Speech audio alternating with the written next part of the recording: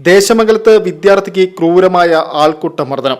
ദേശമംഗലം സ്വദേശിയായ ജസീമിനെയാണ് ഒരു സംഘം യുവാക്കൾ പിന്തുടർന്ന് ക്രൂരമായി മർദ്ദിച്ചത്. വ്യാഴാഴ്ച ദേശമംഗലം പഞ്ചായത്തിന് സമീപത്തുള്ള റോഡിലൂടെ നടന്നു വരുന്നതിനിടെയാണ് വിദ്യാർത്ഥിക്ക് നേരെ ആക്രമണമുണ്ടായത്. ജസീമിനെ പുറകിൽ നിന്ന് ചവിട്ടുന്നതും റോഡിലേക്ക് വീഴുന്നതും തുടർന്ന് സംഘം ചേർന്ന് മുഖത്തും ശരീരത്തിലും ക്രൂരമായി മർദ്ദിക്കുന്നതും CCTV ദൃശ്യങ്ങളിൽ വ്യക്തമാണ്.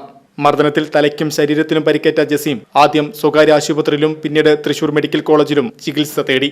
ഇൻസ്റ്റഗ്രാമിൽ ചീത്ത വിളിച്ചതിനാലാണ് പള്ളം സ്വദേശികളായ യുവാക്കൾ ചേർന്ന് തന്നെ മർദ്ദിച്ചതെന്ന് ജസീം മാധ്യമങ്ങളോട് പ്രതികരിച്ചു. കഴിഞ്ഞ വ്യാഴാഴ്ച ഒരു സംഘം ചേർന്ന ചെക്കന്മാരിന്റെ ഫോണിലേക്ക് വിളിച്ചു. അപ്പൊ അവരുടെ അടുത്തേക്ക് ചെന്നു. എന്താ കോംപ്രമൈസ് ആയ ചെറിയൊരു പ്രശ്നമാണ്, ചെറിയൊരു വോയിസിന്റെ മേലുണ്ടായ ചെറിയൊരു പ്രശ്നമാണിത്. ആ പ്രശ്നത്തോടെ കോംപ്രമൈസ് ആയി ഞാൻ അവരുടെ അടുത്തേക്ക് ചെന്നു. അവർ കൂട്ടത്തോടെ നിന്ന് പ്ലാൻ ചെയ്ത ഒരു സംഭവമാണിത്. അതിലൊരുത്തൻ അഫി പറഞ്ഞ ഒരുത്തൻ എന്നെ ചാടി ചവിട്ടി എൻ്റെ തല നേരെ റോട്ടിലേക്ക് ഇടിച്ചു.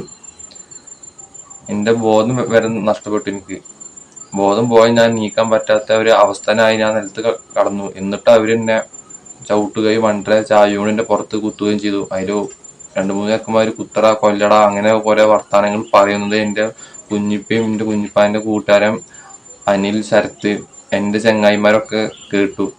നാട്ടുകാർ ചേർന്ന് തന്നെ ദേശമാന ഹോസ്പിറ്റലിൽ കൊണ്ടുപോയി. അവിടെ പറ്റില്ല, ഡോക്ടറില്ല, നേരെ മെഡിക്കൽ കോളേജിലേക്ക് പോകാൻ പറഞ്ഞു. ഞാൻ മെഡിക്കൽ കോളേജിലേക്ക് പോയി. അവിടെ അതിന് വേണ്ട കാര്യങ്ങളൊക്കെ ചെയ്തു.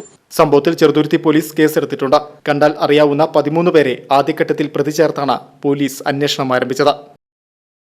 ഭാരതീയ Vidya Bhavan's S Ramakrishnan memorial public school Akamala 2026-27 അധ്യയന വർഷത്തേക്കുള്ള pre-KG LKG അഡ്മിഷനുകൾ ആരംഭിച്ചിരിക്കുന്നു. വിശദ വിവരങ്ങൾക്കും അപേക്ഷാ ഫോമുകൾക്കും സ്കൂൾ ഓഫീസുമായോ ഭവൻസ് വടക്കാഞ്ചേരി ഓഫീസുമായോ ബന്ധപ്പെടുക.